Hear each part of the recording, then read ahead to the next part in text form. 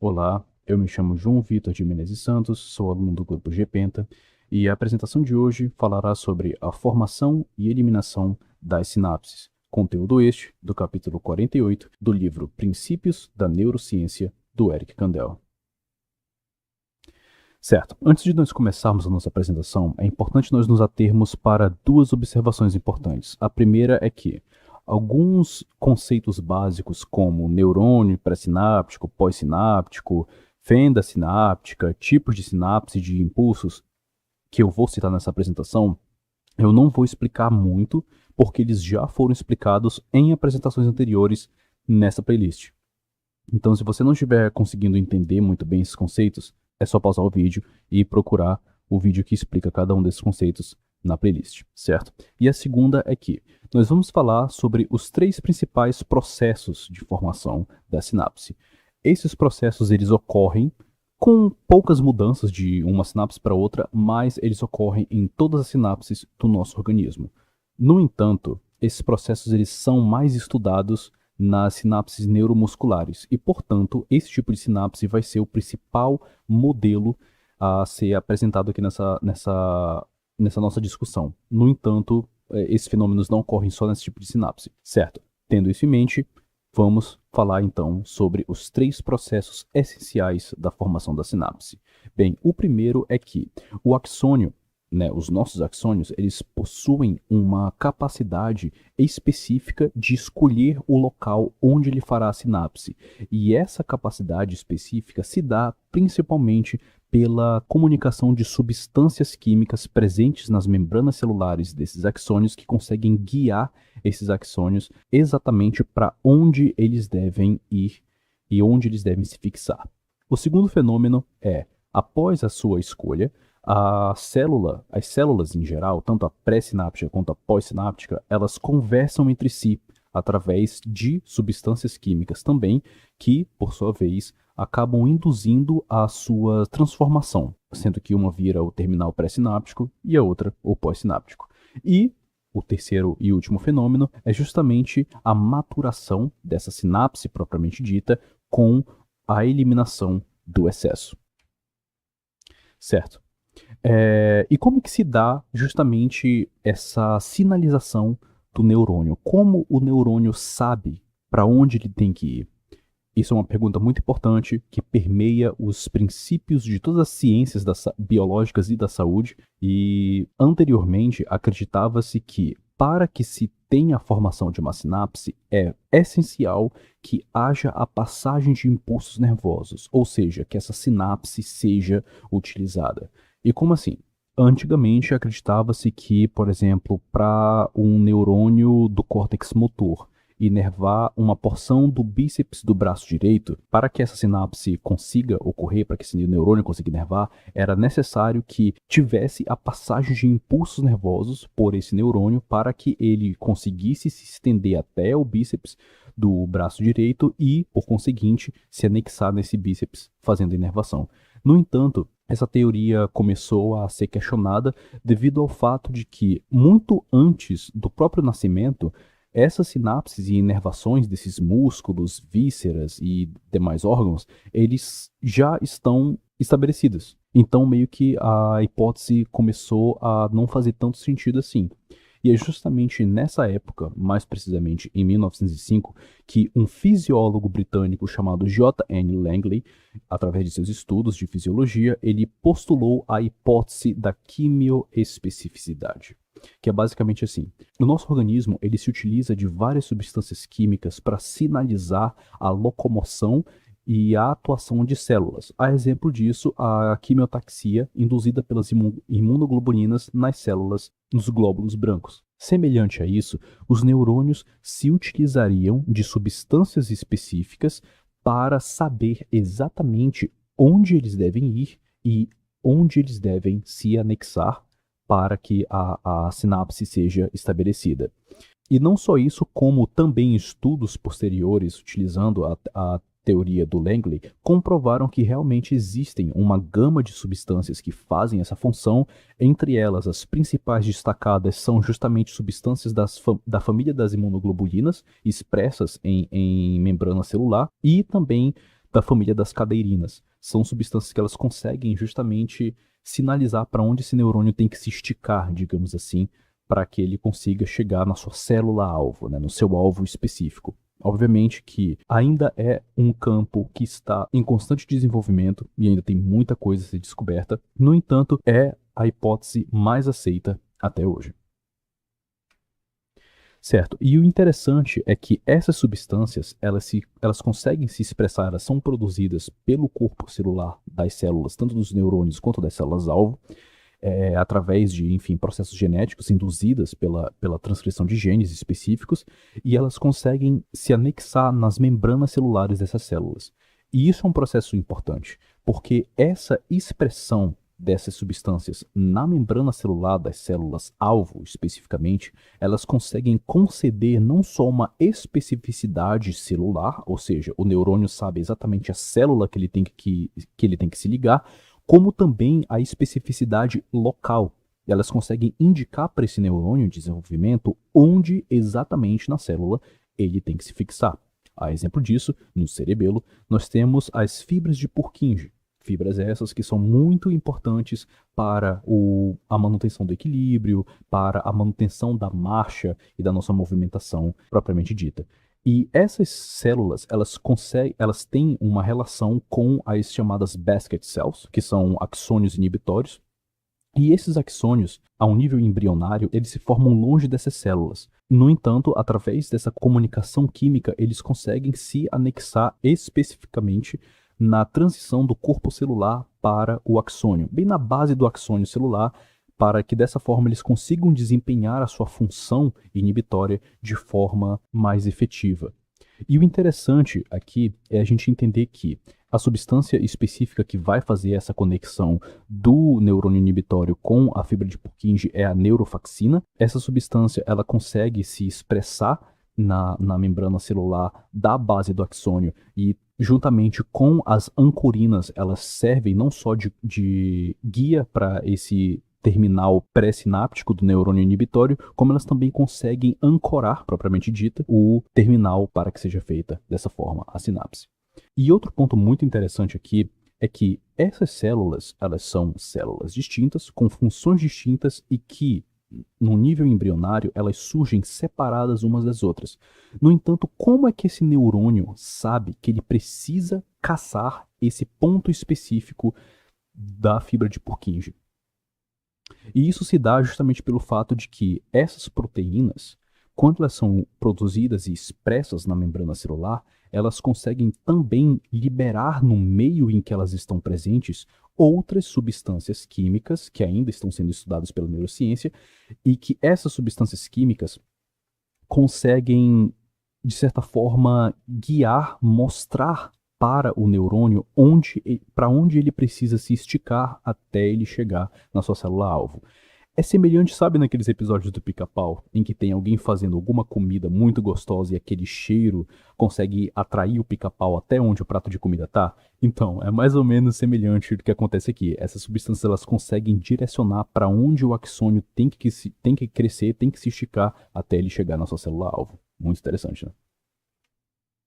Certo. Aqui nós já conseguimos entender como que se dá o primeiro processo, o processo de identificação dessas células, desses alvos específicos. E uma vez que é feita essa identificação, que esse axônio consegue crescer e chegar na sua célula-alvo, ocorre então o segundo processo, que é justamente a intercomunicação dessas células para que haja diferenciação. E como é que isso se dá? Bem, essa imagem aqui no capítulo 48, ela consegue ilustrar muito bem cada uma dessas etapas.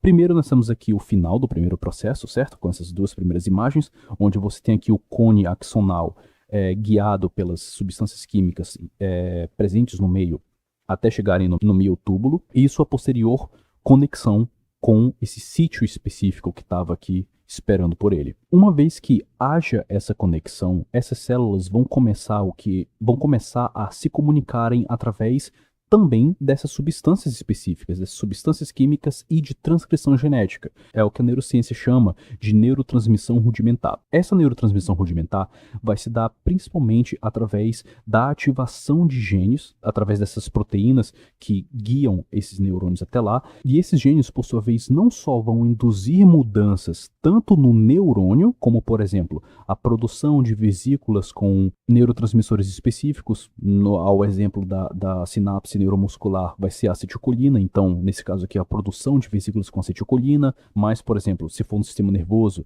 pode ser a produção de vesículas com GABA, com glutamato, assim como também esses genes vão induzir mudanças no próprio miotúbulo, né, na própria célula muscular. Uma dessas mudanças é justamente esse processo de invaginação aqui, que vai ser responsável por aumentar a área de contato desse músculo com o neurônio, como também o principal processo que se dá nessa fase, que é a agregação de receptores colinérgicos na fenda sináptica. E por que essa agregação é muito importante? Se lembra lá no início da apresentação que eu falei que anteriormente acreditava-se que para que a sinapse seja estabelecida, precisava-se que houvesse a transmissão de impulso nervoso, de informação nervosa propriamente dita?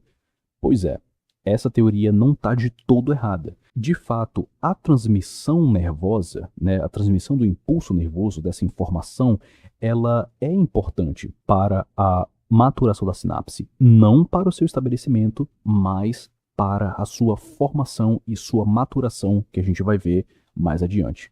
E para que isso ocorra, é muito importante que esses receptores estejam de fato agregados justamente na fenda sináptica, o local onde vai haver essa comunicação, para que dessa forma o neurônio consiga desempenhar sua função propriamente dita e, dessa maneira, essa sinapse consiga maturar e consiga ser mantida e não eliminada.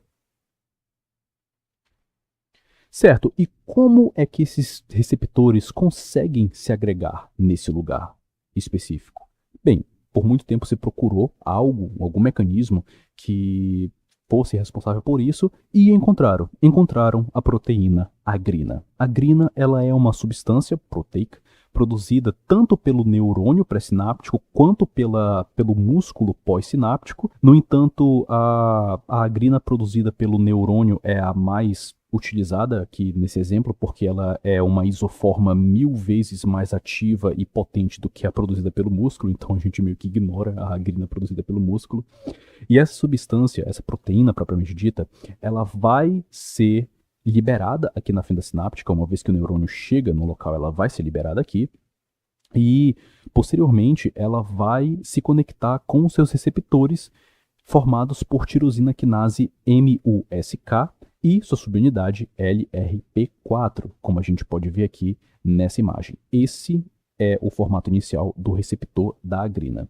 Tá, como é que esse receptor ele é formado desse músculo? Se lembra que a gente falou que, devido a fatores genéticos, essas células elas vão expressar essas substâncias da família das imunoglobulinas e cadeirinas que vão sinalizar para essas células onde elas devem se anexar? Pois é, esse mesmo processo de codificação genética, de produção dessas proteínas, induz a produção desses receptores e sua posterior expressão na membrana celular dessas células, certo? Então, uma vez que a agrina é liberada e ela consegue se anexar no seu receptor, ela vai desencadear a autofosforilação desse receptor e recrutamento de proteínas adaptadoras, conhecidas como DOX7, CRK e CRKL. Essas proteínas adaptadoras, elas vão, por sua vez, fortificar a adesão e ação de uma outra proteína chamada rapsina. A rapsina, ela é uma proteína que vai ser produzida pelos ribossomos da célula pós-sináptica, vai ser liberada no citoplasma e sua principal função é a agregação de receptores colinérgicos. Aí a gente tem a resposta para a nossa dúvida. Como esses receptores eles são agregados especificamente na fenda sináptica? A agrina gera o recrutamento das proteínas adaptadoras, que por sua vez, elas não só auxiliam na função da rapsina, como elas também guiam a rapsina a agregar esses receptores na fenda sináptica. E isso foi descoberto através de estudos com camundongos, onde os cientistas conseguiram isolar a agrina e eles conseguiram sintetizar uma substância que inibe a agrina de atuar no organismo desses camundongos. Isso eles ainda em fase embrionária. E uma vez que eles conseguiram inibir a ação dessa proteína, esses camundongos eles nasceram com vários problemas neuronais. E depois foram se estudar, né, ter uma análise mais histológica do que estava acontecendo e descobriram que esses ratos tinham pouquíssimas sinapses. Eles tinham células nervosas, mas essas células nervosas elas não conseguiam finalizar as suas sinapses, estabelecer as suas sinapses. Portanto, descobriu-se o efeito da agrina como principal agregador sináptico. E aqui essa imagem ela consegue exemplificar muito bem o que a gente está falando. A gente vê o início disso tudo, né, em que o neurônio ele ainda não chegou especificamente, ele ainda não se comunicou com o músculo, e você percebe que os receptores colinérgicos estão todos difusos e aqui eles já estão agregados devido à presença de muita agrina aqui por perto. Certo. Outro fator muito importante é justamente a regulação da transcrição dos genes dos receptores colinérgicos. A agrina, juntamente com a rapsina, ela não só induz a agregação desses receptores colinérgicos na fenda sináptica, como ela consegue modificar a estrutura deles através da transcrição de genes. Tá, para explicar melhor, é o seguinte, a gente precisa entender que os receptores colinérgicos, eles vão ter dois tempos. O primeiro tempo são os receptores imaturos, ou seja, os receptores nessa fase aqui, em que eles estão difusos, ainda não tem um neurônio aqui, ainda não tem a comunicação intercelular, ainda não tem o papel da agrina e da rapsina, então eles são imaturos. Esses receptores colinérgicos imaturos, eles são constituídos por banda alfa, beta, delta e gama. Essa é basicamente a estrutura proteica codificada para esses receptores no início de sua vida. Posteriormente, quando eles são agregados, ou seja, nesse segundo tempo aqui, em que você tem a ação da agrina e da rapsina, e, portanto, a agregação desses receptores, eles vão sofrer um bloqueio e eliminação de sua banda gama, e substituição por uma outra banda proteica chamada banda teta. Ou seja, no seu segundo tempo, os receptores chamados de receptores adultos ou receptores maduros, eles vão ser constituídos de banda alfa, beta, delta e teta. E por que isso é importante para agora?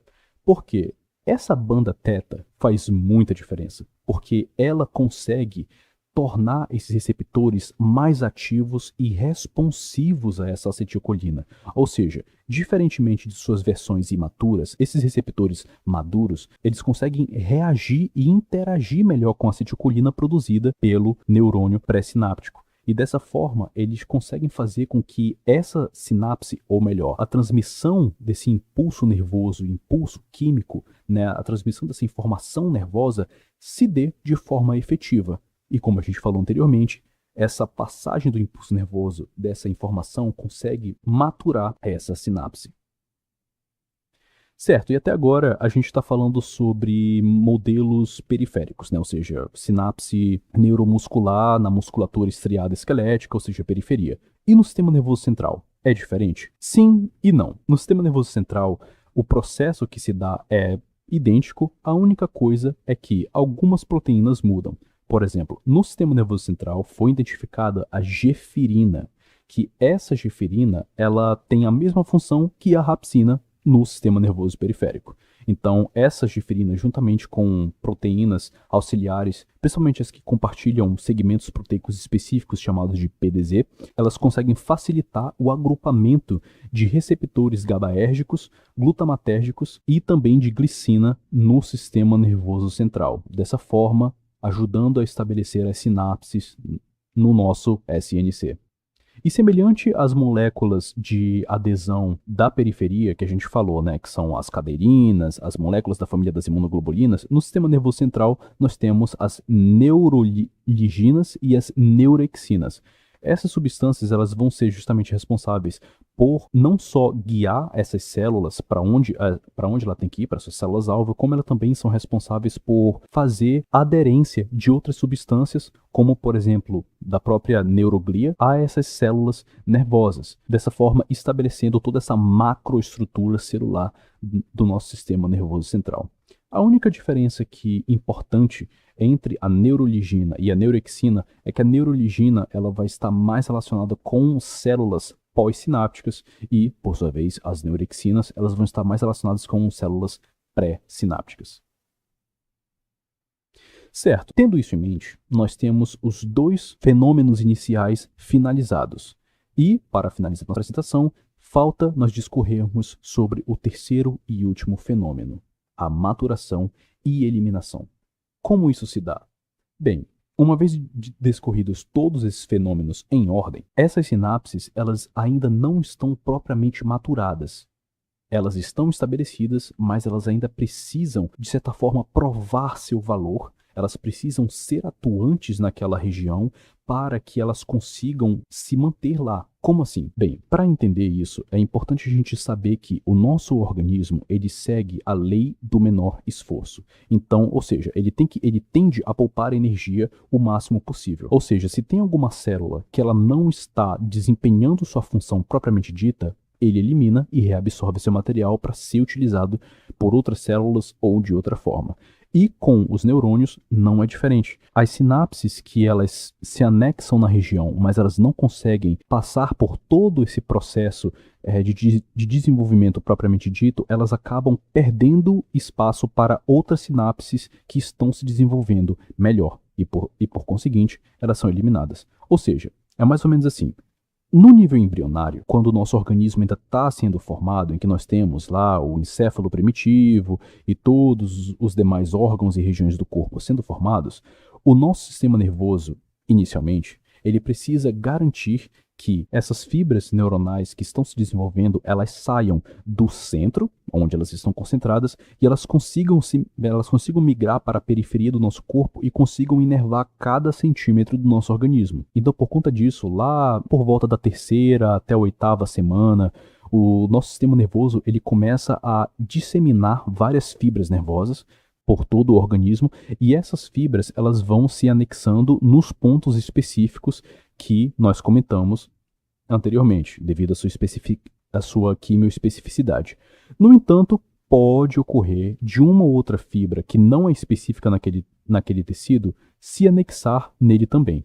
Isso ocorre justamente pelo fato de que, inicialmente, o sistema nervoso central ele precisa garantir que ele vai ter pelo menos uma fibra nervosa lá naquele tecido, inervando ele. No entanto, no decorrer dos processos que nós mencionamos anteriormente, as fibras que não possuem especificidade para aquele tecido, elas não vão conseguir passar por todo esse processo de comunicação intercelular, de maturação, e elas acabam, através de um mecanismo de competição, perdendo espaço para essas fibras específicas e, por consequência, elas são eliminadas e reabsorvidas. Ao exemplo, nós temos aqui essa primeira imagem. Ao nascimento, você percebe que tem 3 tipos de neurônios, o roxo, o verde e o amarelo. Cada um desses neurônios está inervando os mesmos tecidos. No entanto, cada um desses tecidos e cada um desses neurônios possuem especificidades, e essa especificidade é justamente a que vai, na maturidade, guiar qual dessas sinapses, ou melhor, qual desses neurônios vai de fato fazer sinapse com cada um desses tecidos. Como você pode perceber, nessa região aqui, o único neurônio que conseguiu se fixar, ou seja, o neurônio específico, era o neurônio roxo. Os demais tiveram suas sinapses eliminadas e reabsorvidas. Nessa outra região aqui, o específico era o verde. Então, os demais neurônios tiveram suas fibras nervosas aqui eliminadas e reabsorvidas, dando espaço ao neurônio verde. Dessa forma, o nosso sistema nervoso central consegue não somente varrer toda a extensão do nosso organismo, como, com o passar do tempo, garantir que as sinapses sejam formadas de forma quantitativa, mas principalmente qualitativa. Essa foi a minha referência para essa apresentação. Espero que tenha ficado claro. Qualquer dúvida, só deixar aqui nos comentários embaixo. Muito obrigado e até a próxima.